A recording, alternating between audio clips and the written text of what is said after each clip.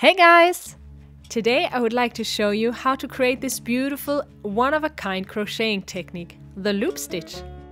The gauge is constructed by altering between a row of single crochet stitches and loop stitches to ensure that the loops appear on one side only and the back comes out nice and tidy. Please prepare a row of single crochet stitches and turn with a turning chain. Let's get started! Place the working yarn between index finger and hook, just the way you usually do. We work the loop stitch into the first stitch after the turning chain, as you can see here. Insert your hook through the first stitch and push the tip of your hook away from you over this strand of yarn.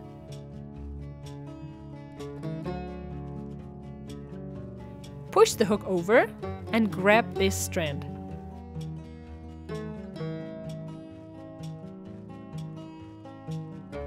Move the hook to the second thread.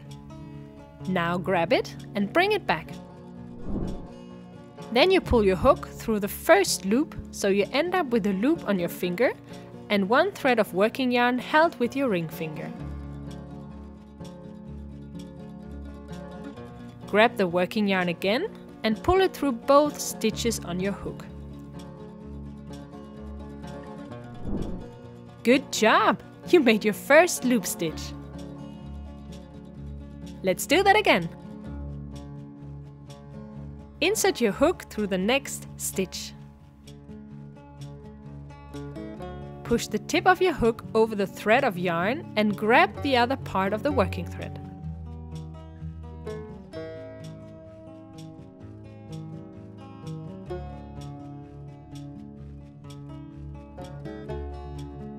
Pull it through the first stitch on your hook and go back again to grab the second thread.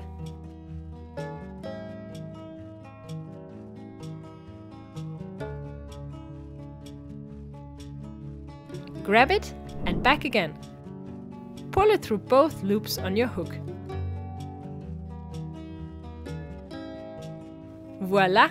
Another loop! Continue that row in loop stitches and chain one at the end to turn.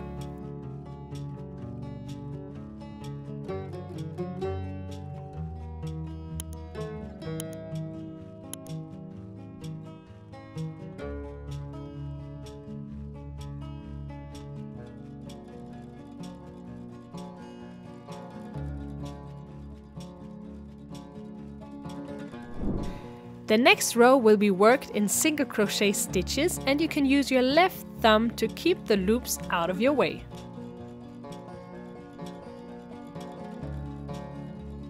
You can vary the length of loops depending on how close you hold your index finger to your work.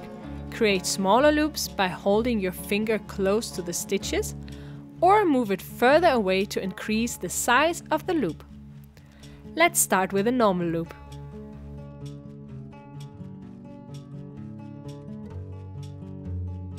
And now a loose one. You probably have to get used to this first. It's quite wobbly. And let's do a tight one at the end.